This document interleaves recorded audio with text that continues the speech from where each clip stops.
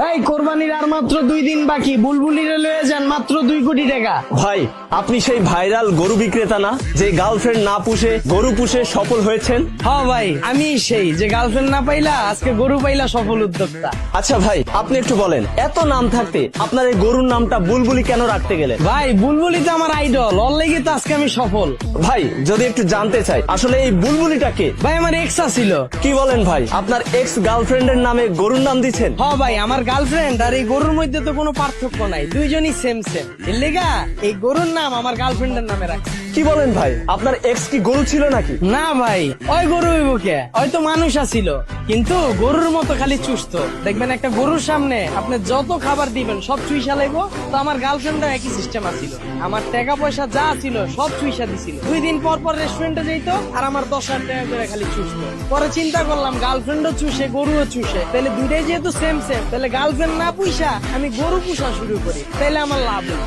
তার মানে আপনি বলতে যাচ্ছেন যে গার্লফ্রেন্ড পাললে লস আর গরু পাললে লাভ? অবশ্যই। বর্তমানে একটা গার্লফ্রেন্ড আপনি যদি চিন্তা করেন ঘুরতে বাইরেবেন, তাইলে পকেটে অন্তত 10,000 টাকা থাকা লাগবে। 10 টাকার বাদাম লয়ে পার্কে বয়ে 4 ঘন্টা পার করবেন, ওই দিন শেষ। বর্তমানে প্রেম মানেই রেস্টুরেন্ট, আর আপনার গার্লফ্রেন্ড যদি ভুলে বেলে আপনার রেস্টুরেন্টে ঢুকাইতে পারে, আপনার 10,000 টাকা চুইসা দিব। আর প্রতি মাসে ওর যে খরচ, এই খরচ দিতে দিতে আপনার জীবন শেষ। ওর মোবাইলে রিচার্জ করে দিতে হইব, নেট বইরা দিতে হইব, বার্থডে এলে গিফট দিতে হইব, সব মিলে হিসাব করে দেখলাম প্রতি মাসে ওর পিছনে আমার খরচ আছে লাখ টাকা। আর আমার এই গরুটারে দেখেন, ওরে লয়ে যদি আমি কোনো জায়গায় ঘুরতে বাইরে, কোনো প্যারা নাই, রাস্তাঘাটে যা ঘাস পাতা পাইবো সব খায়া হয়, ওইটা লয়ে খুশি। পরে আমি অনেক কিছু ভাইবা দেখলাম, গার্লফ্রেন্ড পাইলা যে খরচ, এই খরচ করার পরে ব্যাক হওয়ার কোনো চান্স নেই। কিন্তু আমার এই গরু পালার পরেও যতই খরচ হোক ব্যাক হওয়ার চান্স আছে। এই যে দেখেন কোরবানির ভিত্তে এই যে আমার বুলবুলিরে 2 কোটি টাকা ব্যস্ত আছে, আমার লাভ নাকি লস এখন আপনি কয়ে দেন।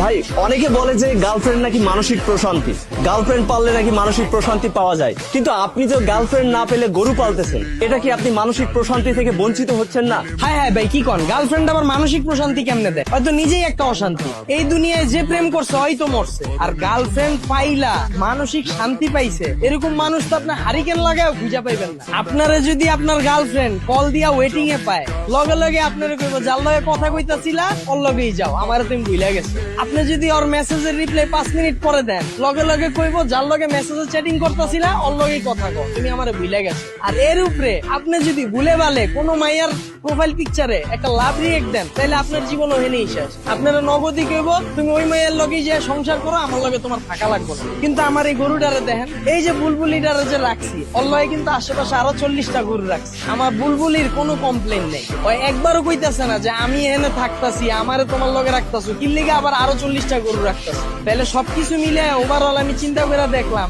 যে গার্লফ্রেন্ড যদি পালতে যাই, অশান্তির শেষ নাই। আর আমার এই গরু পাললে শান্তি শান্তি, কারণ এই যে সামনে কোরবানি, সব যদি আমি বেচ চালাই, পকেট ভরপুর টাকা আছে, মানে মনে শান্তি আছে। ভাই, আপনার চিন্তা ভাবনা তো মারাত্মক। আপনার মতো চিন্তা ভাবনা যদি এখনকার যুব সমাজের মধ্যে থাকতো, তাহলে আজকে দেশটা এত পিছিয়ে থাকতো না। এখন ভাই, আপনি কি যুব সমাজের উদ্দেশ্যে কিছু বলতে চান? ভাই, যুব সমাজের উদ্দেশ্যে আমার একটাই কথা, আপনারা প্রেম কইরা গরু হওয়া থেকে বিরত থাকুন, আর গরু পাইলা সফল উদ্যোক্তা হওয়ার শপথ নেন।